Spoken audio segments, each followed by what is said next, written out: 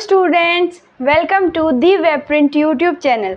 So in today's video we all will be studying carbon and its compound. तो carbon और उसके compounds के बारे में इस पूरे चैप्टर को हम स्टार्ट करते हैं डिटेल में पढ़ना। सबसे पहली जो वीडियो थी और उसके बाद जो सेकंड पार्ट था उसमें हम लोगों ने ओवरव्यू डिस्कस किया है। ठीक है, ओवरव्यू मैं क्यों बताती हूँ, क्योंकि ताकि हम अगर रिवाइज भी करें तो भी हमारे पास एक फॉलो अप रहे कि किस टॉपिक पे के बाद क्या आया था और हमें ये पता है इसकी ये डेफिनेशन होती है और इसमें हमें ये सारी चीज़ें करनी है। ठीक है, सो हम पहला टॉपिक जो स्टार्ट करेंगे वो होगा हमारा इंट्रो पार्ट से कि कार्बन क्या होते हैं, कार्बन का सिंबल क्या है, हमें उसको पढ़ने की ज़रूरत क्यों पड़ी, एक ओवरव्यू टाइप का इंट्रोडक्शन का। ठीक है, सो सबसे पहले आप मेंशन करेंगे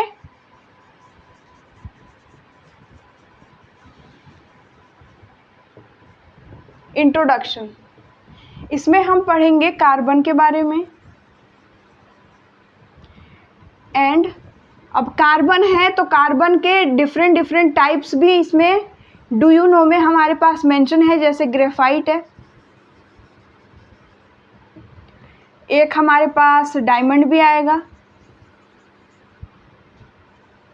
फिर एक बकमिनिस्टर फ्लोरेंस भी होता है,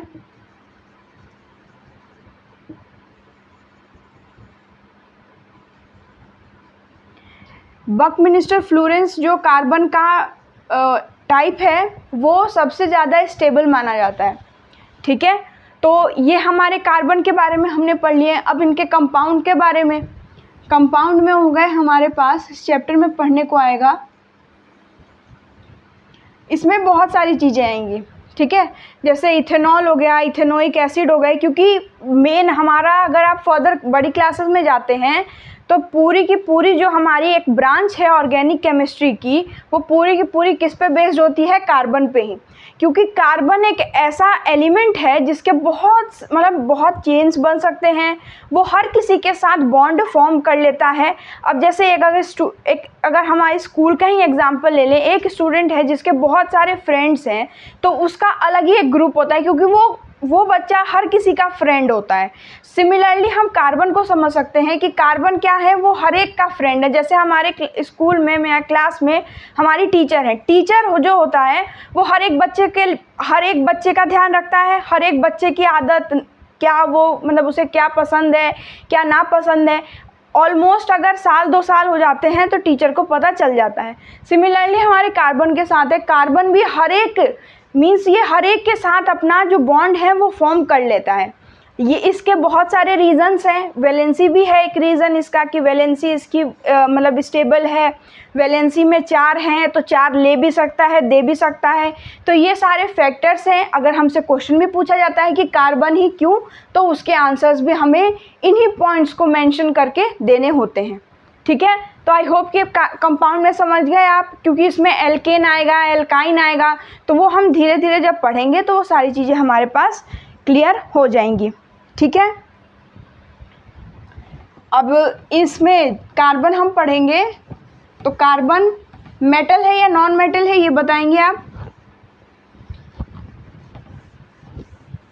तो सबसे पहले इसमें कार्बन हेडिंग डाल के कुछ हम पॉइंट्स मेंशन कर सकते हैं। पहला, कार्बन क्या है, नॉन मेटल है। ठीक है, एनवायरनमेंट में कितना % कार्बन जो है वो प्रेजेंट होता है,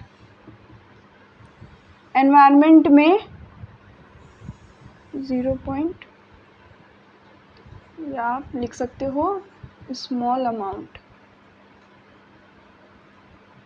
ठीक है, सबसे हाईएस्ट अमाउंट में प्रेजेंट होता है नाइट्रोजन, उसके बाद हमारे ऑक्सीजन, उसके बाद कार्बन, और कार्बन के बाद भी कुछ स्मॉल अमाउंट में और भी टाइप के गैसेस प्रेजेंट होते हैं।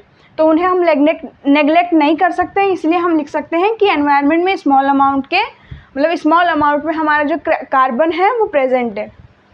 ये क्यों लिखवा रही हूँ मैं, क्योंकि क्वेश्चन में आ सकता है कि आप कार्बन को डिफाइन करें या कार्बन ही क्यों। तो कार्बन के बारे में अगर मैं हमेशा हर क्लास में समझाती हूँ, क्योंकि नंबर वाइज मतलब अगर मार्क्स के अकॉर्डिंग अगर हमसे क्वेश्चन पूछे जाते हैं तो हमें नंबर भी मार्क्स के अकॉर्डिंग ही देने होते हैं, क्योंकि नंबरिंग जो होती है वो हमारी स्टेप मार्किंग होती है।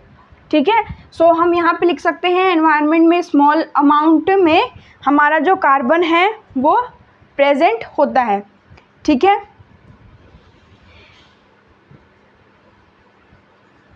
फिर आता है हमारा कार्बन बेस्ड कंपाउंड।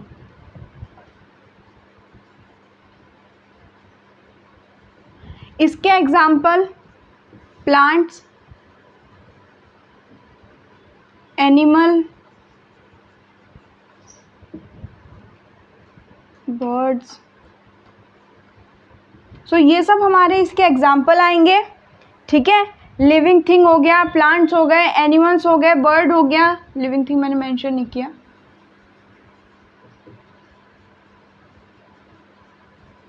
ये सब किस पे चलते हैं? ये कार्बन बेस्ड कंपाउंड पे चलते हैं। और कार्बन बेस्ड कंपाउंड को हम और क्या कह सकते हैं? Organic compounds.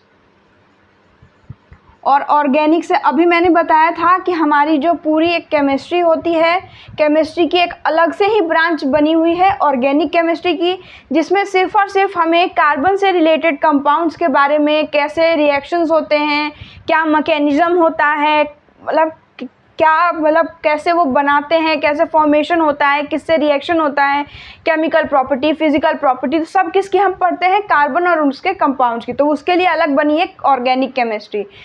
ओके, इनऑर्गेनिक हो गया, ऑर्गेनिक हो गई, और फिर हमारा फिजिकल केमिस्ट्री आ जाता है। तो ये केमिस्ट्री की ब्रांचेज है, जैसे मैथ्स की ब्रांच होती है, आपने ट्रिग्नोमेट्री पढ़ी होगी, तो ट्रिग्नोमेट्री भी क्या है? ट्रिग्नोमेट्री एक मैथ की ब्रांच है जिसमें हम मतलब एंगल्स के बारे में डिस्कस करते हैं। तो सिमिलरली हमारा आ जाता है ऑर्गेनिक केमिस्ट्री, जिसमें हम सिर्फ और सिर्फ कार्बन के बारे में बात करते हैं। हम इसको और क्या कह सकते हैं? ऑर्गेनिक कंपाउंड्स कह सकते हैं। ठीक है, सो कार्बन बेस्ड कंपाउंड हमारे ऑर्गेनिक कंपाउंड्स में आ सकते हैं। ओके, तो और क्या लिख सकते हैं हम कि carbon plays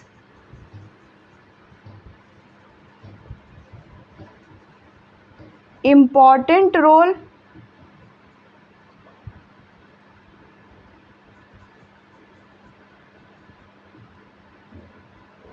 in our life. क्योंकि अगर हम खाना खाते हैं तो खाना हमें किससे मिलता है? प्लांट से। अगर आप नॉनवेज हैं तो एनिमल्स से, बर्ड्स से। तो हम किस पे डिपेंड कर रहे हैं? इन्हीं सब पे। और ये सब किस पे डिपेंड करते हैं? कार्बन पे। तो बेसिकली हम किस पे डिपेंड कर रहे हैं? कार्बन बेस्ड कंपाउंड्स पे। So carbon plays an important role in our life, क्योंकि लाइफ को कैरी ऑन करने के लिए हमें इन सब की ज़रूरत होती है।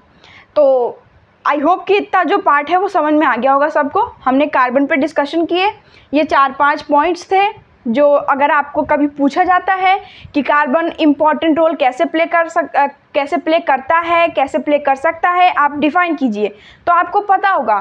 क्योंकि सिर्फ कार्बन में इसके ये कंपाउंड है, नोमेनक्लेचर ये है, सोप ऐसे रिएक्ट करता है, ऐसे काम करता है, तो सिर्फ ये समझने से थोड़ी होगा, क्योंकि हमें आना तो पूरा चाहिए, क्योंकि क्वेश्चन में कुछ भी आ सकता है।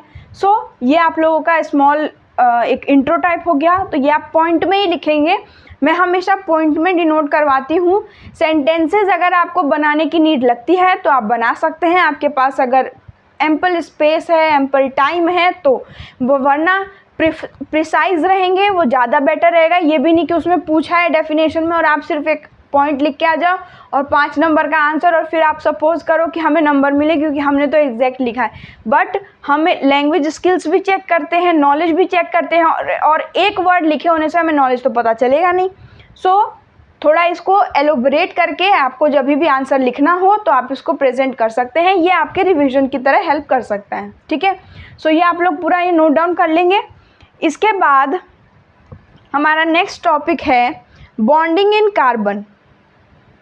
ठीक है, और यहाँ पे आप अगर पॉइंट में लिखना चाहो तो 0.02% जो है वो हमारे पास एनवायरनमेंट में कार्बन प्रेजेंट होता है, तो ये आप मेंशन कर सकते हैं। ठीक है, समझो कि मतलब ये मार्कर यूज़ कर रही हूँ मैं, इसमें भी कार्बन है, वाइट बोर्ड है कार्बन है, कैमरा, कार्बन, मतलब ईच एंड एवरीथिंग जितनी भी बनी है हमारे आसपास ज़्यादातर कार्बन है, ठीक है। तो कार्बन का यूज़ बहुत लार्ज वैरायटी में होता है। तो ये आपने लिख लिया ये सारी चीज़ें, ओके। इसके बाद हम मेंशन करेंगे कि कार्बन किस टाइप का बॉन्ड फॉर्म करता है, ओके। तो फटाफट से मिटा देती हूँ मैं, आपने तो लिख लिया होगा।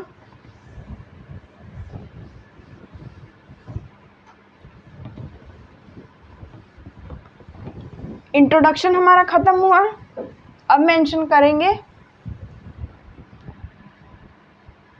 Bonding in carbon,